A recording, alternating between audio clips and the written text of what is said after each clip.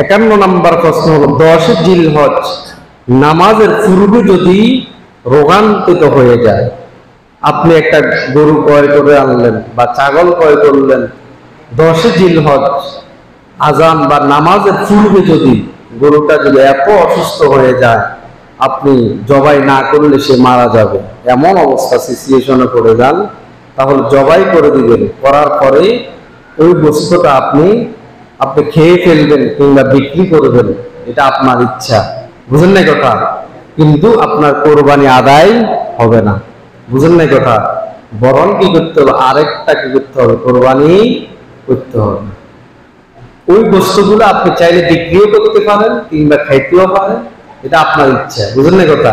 কিন্তু কোরবানি আদায় হবে না, নামাজের পরে করতে হবে। আগে যদি হয় তাহলে হবে না।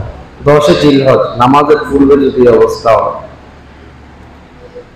52 নম্বর প্রশ্ন হলো জবেকালীন সময়ে যদি কোনো অঙ্গ যদি অসুবিধা হয়, জবে করার সময় শিং ভেঙে গেছে, শোয়ানোর সময়, বুঝলেন না কথা?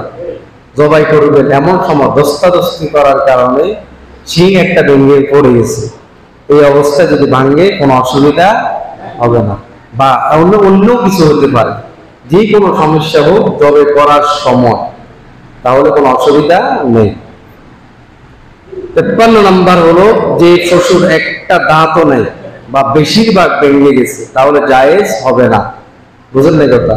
যদি বেশিরভাগ থাকে, অল্প কিছু ভেঙে গেছে, তাহলে জায়েজ হবে। যদি বেশি না থাকে, ওই পশু দ্বারা কোরবানি জায়েজ হবে না। বুঝলেন না কথা? যদি বেশি ভাঙা থাকে জায়েজ হবে না, যদি অল্প কিছু থাকে তাহলে কি হবে? জায়েজ হবে, যদি বেশিরভাগ থাকে।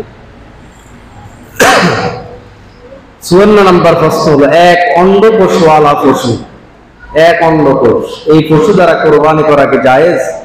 হ্যাঁ, অবশ্যই ওই পশু দ্বারা কোরবানি জায়েজ হবে। 55 নম্বর প্রশ্ন হলো যে পশু শুধু পায়খানা খায়, কি খায়? পায়খানা খায়, এমন পশু আছে না নাই? যে পশু শুধু পায়খানা খায়, অন্য কিছু খায় না, তাহলে ওই পশু দ্বারা কোরবানি জায়েজ হবে না। তবে একটা শরত আছে, সেটা হলো ওটকে আপনি 40 দিন পর্যন্ত পায়খানা থেকে বিরত রাখতে হবে। কিসের থেকে? পায়খানা থেকে বিরত রাখতে হবে। আর গরুকে 20 দিন, কতদিন?